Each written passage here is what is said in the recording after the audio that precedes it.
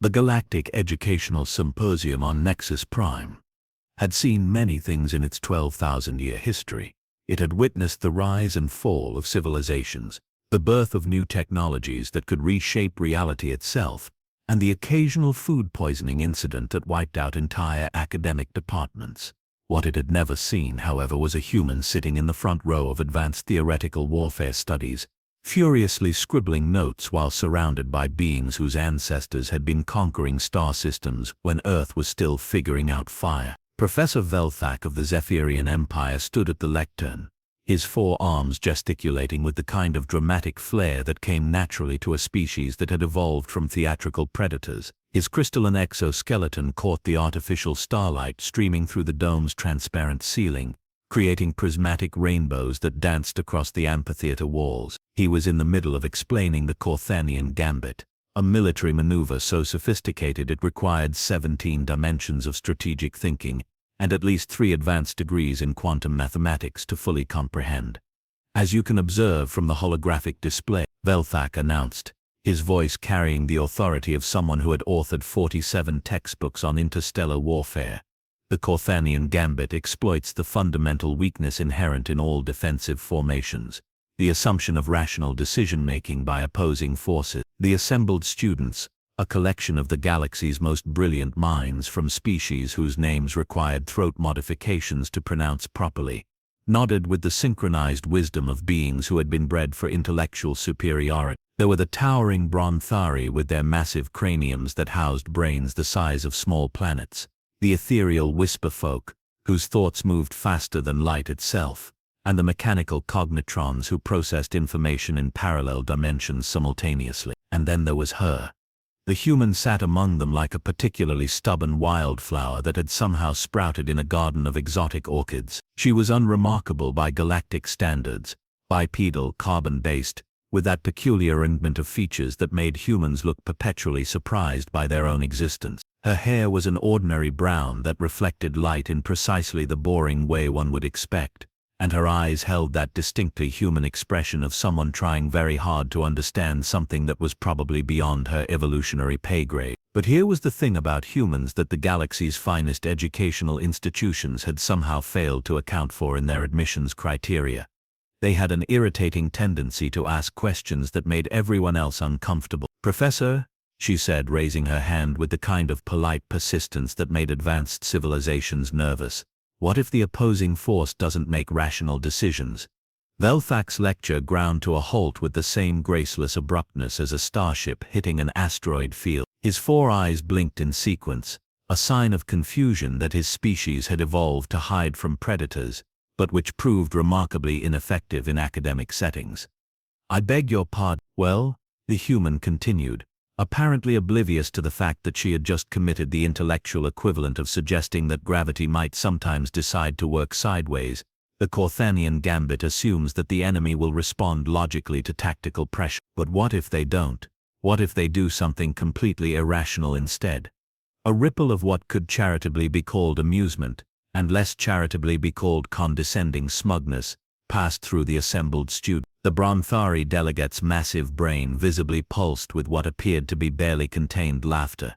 One of the whisper folk began generating the ethereal equivalent of a snicker, which manifested as a faint shimmer in the air that smelled vaguely of ozone and superiority. Velthak recovered his composure with the practiced ease of an academic who had spent centuries dealing with students who occasionally said things that made no sense. "My dear my dear student, warfare is conducted by civilized beings using logical principles. Irrationality is the province of lesser species who have not yet evolved beyond their base emotional responses." The human nodded thoughtfully, as if seriously considering the possibility that her entire species might be fundamentally broken. "But wouldn't that make irrational tactics more effective against rational opponents? If everyone expects logical behavior, wouldn't the most logical thing be to act illogically?" This time the silence that followed her question had a different quality to it. It was the kind of silence that appeared when very smart people realized they might have encountered something that didn't fit into their carefully organized understanding of the universe. It was the silence of superior beings who had just been presented with the intellectual equivalent of a math problem that shouldn't have a solution but somehow did. That is, Velthak began, then stopped. His crystalline features shifted through several different configurations, each one representing a different cognitive approach to the problem she had just presented. That is an interesting theoretical consideration. The human smiled, that peculiar human expression that somehow managed to convey both innocence and the vague suggestion that the universe might be more complicated than everyone assumed. "I've been reading about human military history," she said, pulling out a data pad that looked positively ancient compared to the quantum consciousness interfaces her classmates used. "We have this thing called the human factor in our tactical analysis. It accounts for the possibility that people might do exactly the wrong thing at exactly the right time." "Fascinating," said Professor Velthak, in the tone that academics used when they encountered something that was either brilliant or completely insane and weren't quite sure which. "Perhaps you could elaborate on this human factor in your upcoming thesis presentation." And so it was that the human found herself scheduled to present her research to a panel of the galaxy's most distinguished military theorists, armed with nothing but a collection of historical data from a species that most of the galaxy considered only slightly more advanced than well-trained pets. As the class filed out of the amphitheater, the other students maintained the polite distance that civilized beings preserved around potentially dangerous curiosities. They whispered among themselves in languages that predated human civilization, exchanging the kind of scholarly gossip that would eventually find its way into academic journals with titles like Primitive Tactical Concepts and Their Theoretical Applications, and When Lesser Species Attempt Strategic Thinking, a case study in cognitive limitation. None of them noticed that the human was taking notes on their dismissive reactions with the same careful attention she had paid to the professor's lecture. None of them considered the possibility that someone who came from a species known for its unpredictability might have learned something valuable from that very unpredictability. And absolutely none of them imagined that 6 months later, they would be watching news feeds of her commanding a fleet operation that would redefine everything they thought they knew about warfare, tactics, and the dangerous assumption that primitive meant inferior. But then again, as the human had just demonstrated in class, the most interesting things happened when rational beings encountered the irrational and discovered that sometimes the universe had a sense of humor that transcended species boundaries. 6 months later, the galaxy discovered that theoretical warfare had one significant disadvantage compared to the actual variety. Real enemies had the audacity to ignore academic predictions and do whatever they pleased. The crisis began, as most galactic crises did, with a series of increasingly frantic communications bouncing between star systems like cosmic ping-pong balls carrying very bad news. The hegemony of rational thought, a coalition of 12 advanced species who had named themselves with the kind of grandiose confidence that usually preceded spectacular failures, was facing what their military analysts politely termed an unprecedented tactical challenge. What they meant in language stripped of diplomatic niceties was that they were getting their collective rear appendages handed to them by an enemy that apparently hadn't read the manual on proper interstellar warfare etiquette. Admiral Grokathul of the Brontheri High Command stood in the central strategy chamber aboard the flagship Inevitable Logic, his massive cranium throbbing with the kind of headache that came from trying to process the impossible. The holographic display before him showed the Outer Rim sector, where red indicators marked the positions of enemy forces that had somehow managed to accomplish what every military textbook in the galaxy agreed was tactically unsound, strategically suicidal, and mathematically impossible. "Explain to me again," Grokathul said to his assembled staff, his voice carrying the weight of someone who had commanded fleets when most species were still learning to walk upright, "how an inferior force has managed to capture 7 fortified positions using tactics that violate at least 14 fundamental principles of warfare." General Hygzander of the Ethereal Collective shifted uncomfortably, which for his species involved a subtle change in the way his energy field flickered. "Sir, our analysis indicates that the enemy is employing what can only be described as aggressively irrational strategic deployment." "That is not," Grokathul replied with the patience of someone explaining basic arithmetic to a particularly slow asteroid, "a tactical classification that exists in any known military doctrine. No, sir, but it appears to be working." The uncomfortable silence that followed this observation was broken by the soft whisper of the chamber's doors open. The human entered. The same human who had asked uncomfortable questions in advanced theoretical warfare studies, though she now wore the insignia of a newly commissioned tactical analyst. The fact that she had graduated from the academy at all was considered something of a miracle by most of her instructors, who had spent months trying to convince her that warfare was a precise science, not an improvisational art form. "Admiral," she said, offering a salute that was technically correct but somehow managed to convey the impression that military formality was a quaint custom. She was willing to humor. "I believe I may have a solution to the tactical situation." Grokathul's brain pulsed in a pattern that his species had evolved to indicate profound skepticism. The assembled officers, beings whose combined intellectual capacity could calculate the orbital mechanics of entire star systems while composing poetry in 17 dimensions, regard the human with the kind of expression typically reserved for small children who claimed they could fix complex machinery with paste and enthusiasm. "Please," Grokathul said, in the tone that senior officers used when they wanted to appear inclusive while secretly planning to ignore whatever followed. "Share your analysis." The human approached the tactical display with the confident stride of someone who either knew exactly what she was doing or was too inexperienced to realize she didn't. She gestured at the holographic representation of the enemy positions, which glowed like malevolent red stars against the blue backdrop of friendly territory. "The enemy is using what humans call chaos tactics," she began, apparently unaware that she had just described a military approach that had been theoretically debunked 3,000 years ago. "They're deliberately doing things that make no strategic sense, which makes them impossible to predict using conventional analysis." "Young analyst," interrupted Commander Xylfex of the Cognitron Assembly, his mechanical voice carrying the precise inflection of someone who processed information in nanoseconds. "Chaos tactics are a primitive concept that has been mathematically proven to be inferior to organized strategic planning." The human nodded agreeably. "Exactly. That's why they're working." The silence that greeted this statement was so complete it seemed to have mass and gravitational pull. Several officers began the mental equivalent of checking their translation systems, convinced that some linguistic malfunction had caused the human's words to rearrange themselves into nonsense. "I'm sorry," said General Hygzander, his energy field flickering with confusion. "Did you just suggest that tactics work because they don't work?" "Not quite," the human replied, manipulating the holographic display with movements that somehow managed to make advanced alien technology look like finger paints. "I'm saying they work because everyone expects them not to work. Look at this engagement here. The enemy abandoned a strategically superior position to attack a heavily defended checkpoint. Every military computer in the galaxy would call that suicide." "Because it is suicide," Grokathul pointed out with the weary patience of someone explaining that water was wet. "But they won," the human continued cheerfully, highlighting the battle data with the enthusiasm of someone who had just discovered that the laws of physics were more like gentle suggestions. "They won because the defenders were prepared for a rational attack. When faced with an irrational one, they didn't know how to respond."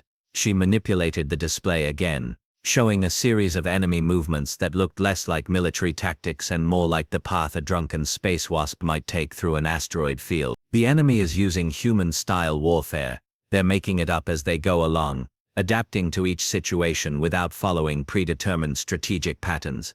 That is not warfare," Commander Xylfex stated with mechanical certainty. "That is organized confusion." "Yes," the human agreed with the bright smile of someone who had just heard their thesis perfectly summarized. "And it's beating organized logic." Admiral Grokathul stared at the tactical display, his massive brain working through the implications of what the human was suggesting. The idea that systematic military planning could be defeated by systematic military chaos was so fundamentally wrong that it made his cranium ache. It violated everything he had learned about warfare, strategy, and the proper way to conduct interstellar conflicts between civilized species. It also explained why they were losing. "What?" he asked with the careful tone of someone approaching a potentially explosive theoretical device. "Would you propose we do about this situation?" The human's smile widened, taking on the distinctly alarming quality that humans displayed when they were about to suggest something that would either solve everything or make it spectacularly worse. "We fight fire with fire, Admiral. We use chaos tactics against chaos tactics." "You want us," General Hygzander said slowly, "to abandon millennia of strategic evolution and fight like humans," the human suggested helpfully. The assembled officers exchanged glances that could have powered small suns. The idea of the galaxy's most sophisticated military minds adopting the tactical approaches of a species that had only recently figured out faster than light travel was either brilliant or insane, and none of them were entirely certain which. The alternative, the human pointed out with the pragmatic cheerfulness that her species seemed to apply to everything from breakfast choices to existential crises, is continuing to lose battles to an enemy that's too irrational to fight properly. Admiral Grukathul looked at his tactical display, where red indicators continued to spread across sectors that should have been impregnable. He thought about his military career, built on the foundation of logical strategic planning and systematic tactical execution. He considered the reports he would have to file if he authorized the use of deliberately illogical warfare against an enemy that refused to follow the rules.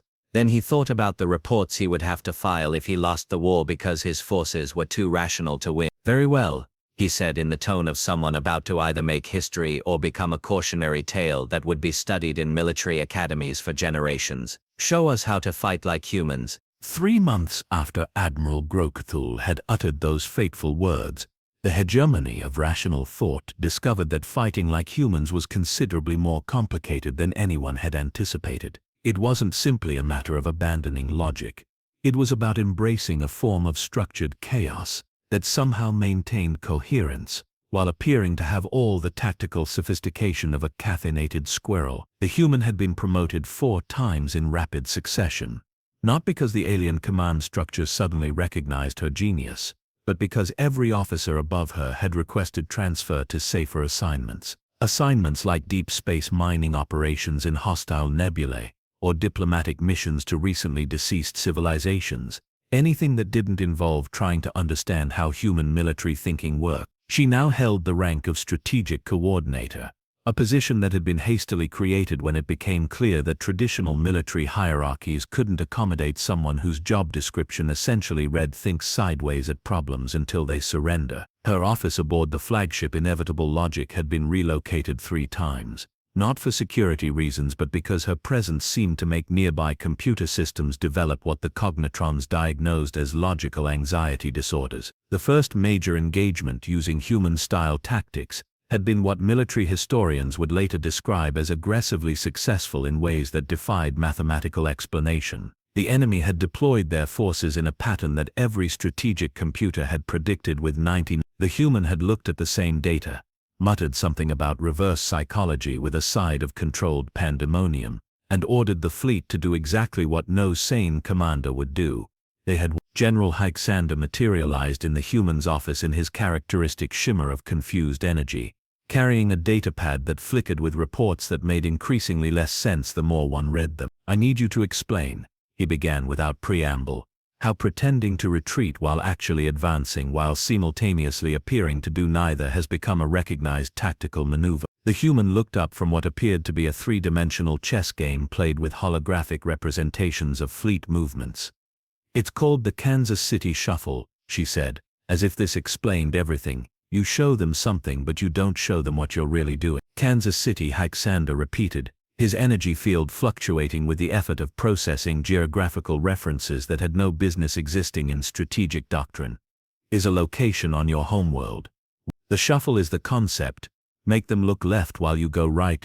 Make them think you're doing one thing while you're actually doing 3 other things, 2 of which contradict the first thing and 1 of which shouldn't be possible." General Alexander had commanded military operations across 17 star systems and had personally designed tactical protocols that had been adopted by 6 different species. He had studied warfare for longer than human civilization had existed, and yet, listening to this explanation, he felt like a student who had missed several crucial lectures and was now trying to understand advanced mathematics by reading the professor's grocery list. "The enemy responded to our Kansas City Shuffle," he continued, reading from his datapad, "by implementing what our analysts are calling a spite formation, a deployment pattern that serves no strategic purpose except to make our victory more difficult than necessary." "Sounds about right," the human said, moving holographic ship formations in patterns that looked like they were choreographed by someone having a seizure. "They're learning.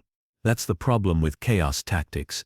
Once everyone starts using them, you need meta-chaos tactics." "Meta-chaos tactics," Alexander repeated, in the tone of someone who had just discovered that the universe had additional dimensions that no one had bothered to mention. "And these would be tactics designed to confuse people who are already using confusing tactics." She paused in her holographic manipulations to look at him with the patient expression humans reserved for explaining obvious things to beings with vastly superior intellects. "It's like playing poker with people who know you're bluffing, so you have to bluff about bluffing while actually not bluffing, except sometimes you are."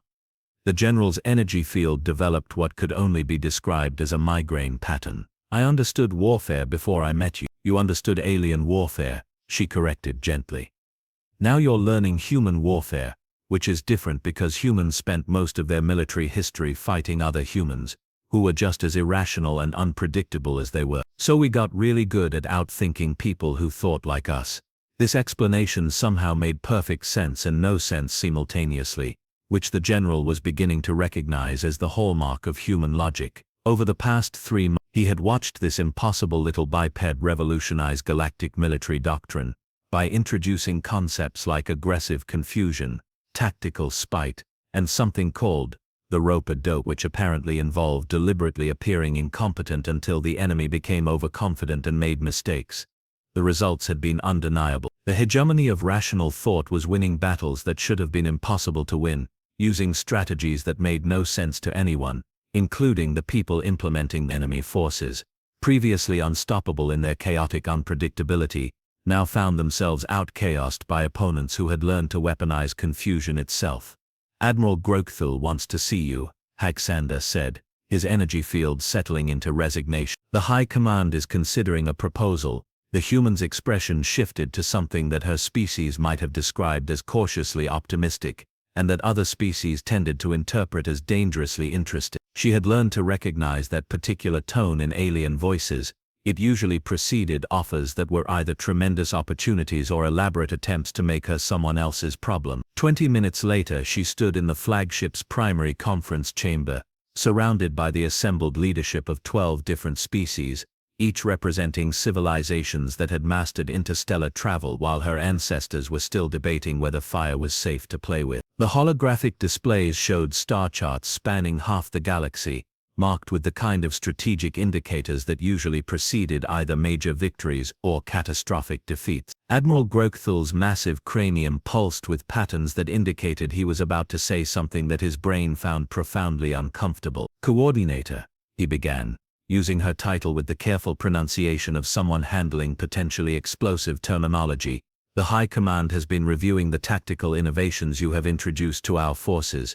The crazy stuff you mean, she said helpfully. Unorthodox approaches, Grokthul corrected with diplomatic precision.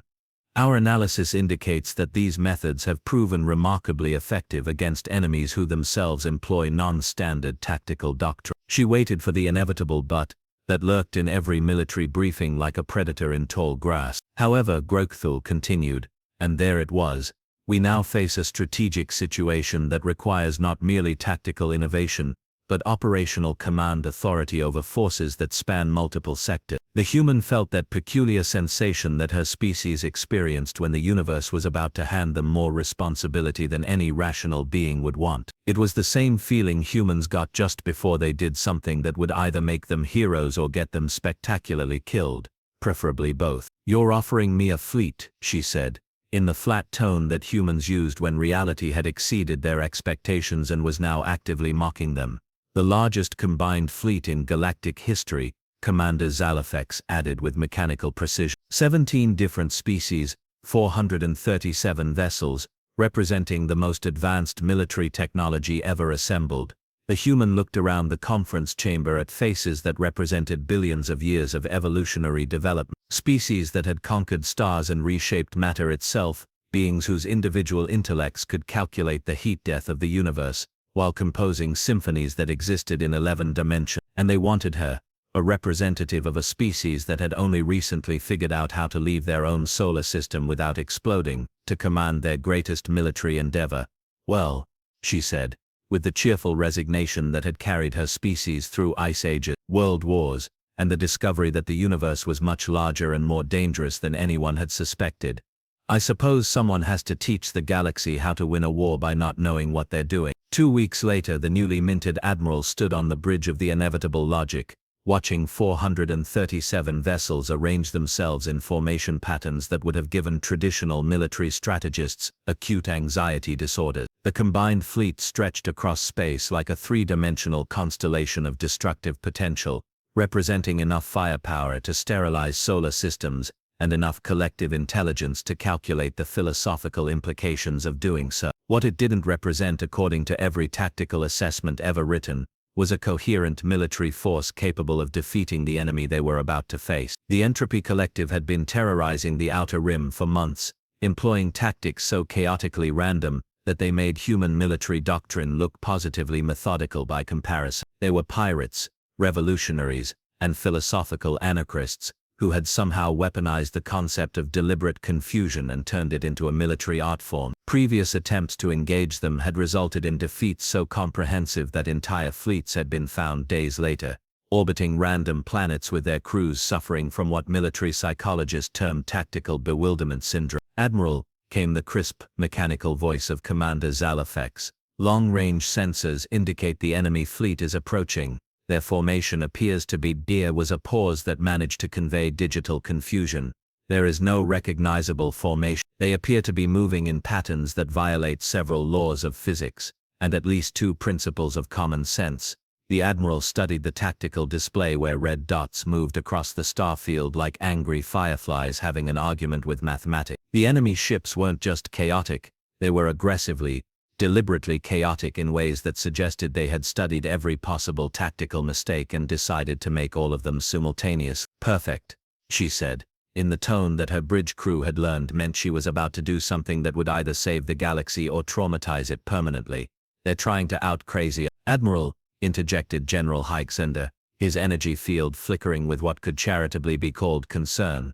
"Perhaps we should consider a more traditional approach." She turned to face the assembled command staff, representatives of species whose combined military experience spanned galactic epochs. They had fought wars across star systems, developed weapons that could crack planets, and mastered strategic thinking to degrees that bordered on and they were all looking at her with the expression that advanced civilizations got when they realized they had voluntarily placed themselves under the command of someone whose species considered winging it to be a viable life philosophy. "Gentlemen," she said, using the term loosely since several of her officers existed as energy patterns and one was technically a collective consciousness, "we are about to engage an enemy that has mastered the art of fighting without logic. They've studied our previous engagements, analyzed our chaos tactics, and developed meta-chaos countermeasures, which means," Admiral Grokthul asked, his massive brain pulsing in patterns that suggested he was afraid he already knew the answer. "Which means," she continued with the bright smile that humans displayed when they were about to suggest something genuinely insane,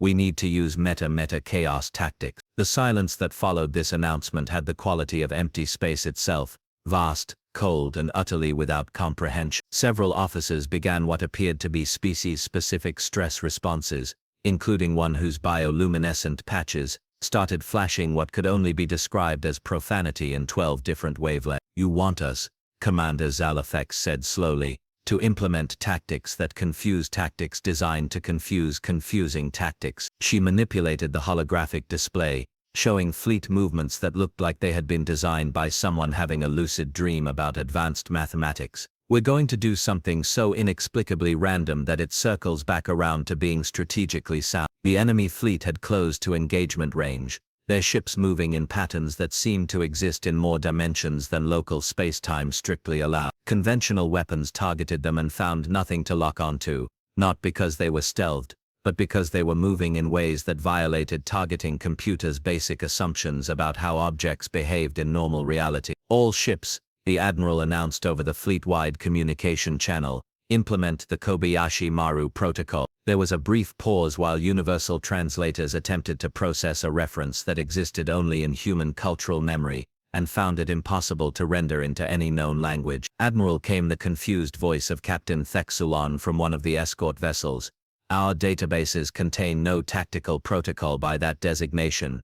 "That's because it doesn't exist yet," she replied cheerfully. "I'm making it up as we go along. All vessels prepare to execute maneuvers that you will not understand, for reasons that will become clear only after they work or catastrophically fail." What happened next would be studied in military academies for centuries, though the studies would inevitably conclude that the tactical engagement defied analysis by any known strategic framework. The human fleet moved in patterns that somehow managed to be simultaneously aggressive and defensive, coordinated and chaotic, brilliant and completely insane. Ships appeared to retreat while actually advancing through dimensions that weren't supposed to exist in normal combat situations. Weapons fired at empty space that suddenly contained enemy vessels, not because of superior targeting but because the enemy ships had moved to exactly where logic suggested they shouldn't be. The entire engagement took on the characteristics of a carefully choreographed dance performed by participants who had never heard the music and were improvising steps that violated the fundamental laws of rhythm. The Entropy Collective, masters of chaos warfare, found themselves facing opponents who had somehow achieved a level of organized confusion that transcended their own chaotic capability. Their meta-chaos tactics encountered meta-chaos countermeasures that were so inexplicably effective that several enemy commanders reportedly requested transfers to safer assignments, like exploring black holes or negotiating with extinct civilization. When the engagement ended 47 minutes later, the enemy fleet had either surrendered, fled, or developed spontaneous tactical amnesia that left them orbiting a nearby moon while trying to remember how space combat was supposed to work. Status report. The Admiral requested, in the casual tone of someone who had just done something that would redefine military science for the next millennium. Enemy forces neutralized, Commander Zyfex reported, his mechanical voice carrying what could only be described as digital bewilderment.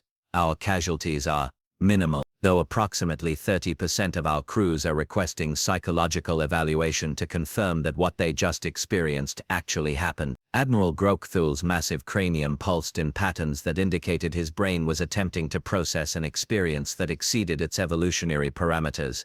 Admiral, he said slowly, could you explain what tactical principle governed that engagement? The human considered this question with the thoughtful expression that her species wore when asked to explain the inexplicable. I'm not entirely sure, she admitted with the honest cheerfulness that had somehow carried her from a classroom on Nexus Prime to command of the galaxy's greatest fleet, but it worked, which means it was either brilliant strategy, or we got incredibly lucky. She paused, looking out at the starfield where her impossible victory was spreading across communication channels at the speed of light, carrying news that would reshape how civilizations understood warfare, strategy, and the dangerous assumption that primitive species couldn't teach advanced ones new tricks. Though honestly, she added with the grin that had first appeared when she asked uncomfortable questions in advanced theoretical warfare studies, with humans, those two things are often the same. And so it was that the galaxy learned its most important military lesson. Sometimes the most sophisticated strategy was not knowing you were implementing one, and the most advanced tactical thinking came from species humble enough to admit they were making it up as they went along. The classroom where it all began continued its lectures on theoretical warfare, though they now included a mandatory course on practical impossibility, taught, naturally, by beings who had learned that the universe's greatest joke was that it actually made sense, just not in ways that anyone expected.